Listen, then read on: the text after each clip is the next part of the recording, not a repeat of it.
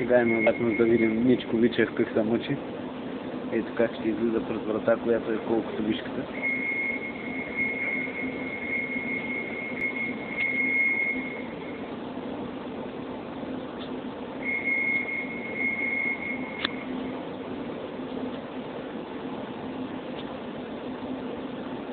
Ето как върви цялата мъка.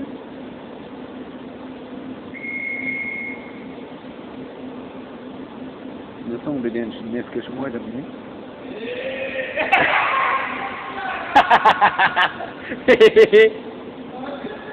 Това са уникални кадри. Това ще влезе в най-свежите животни на планетата.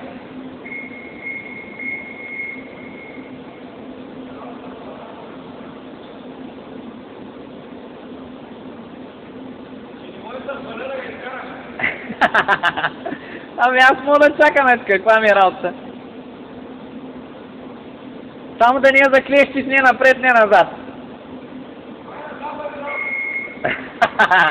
Ни дей.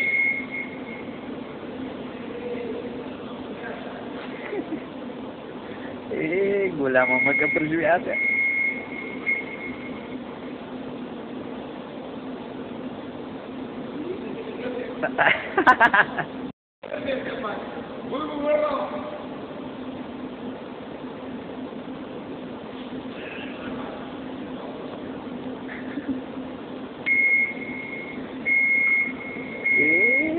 Como трябваше?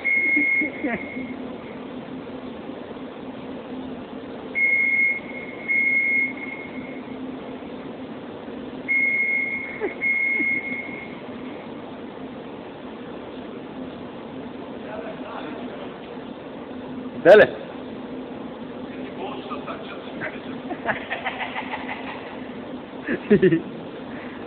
Това не беше за изтърване. Викам, толкова път си го хващам крачка. Като чух колко пъти пищи, пък не мърдаш на никъде, викам, само се е засилял оттам да мина.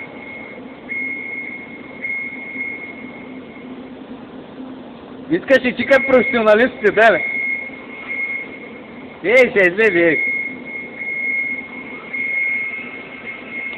Ето, това е победителят.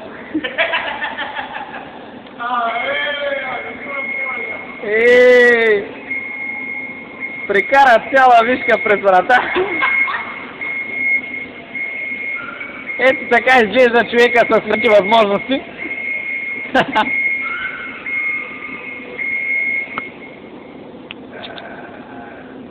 Не, това ако не бях го документирал, ще да се самоунищожа просто. Всичко фащам, бе. Фащам това, като си го помисли, бе.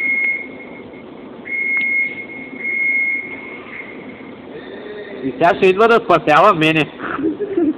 Сега ще го играе моя герой. Защото ето къде съм аз. Съответно върху скарата. Ето тука.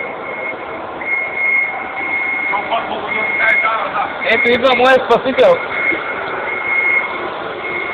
Това е моят Рамбо. Защо снимаш, бе? Как няма? Ще види чако вратата от човек.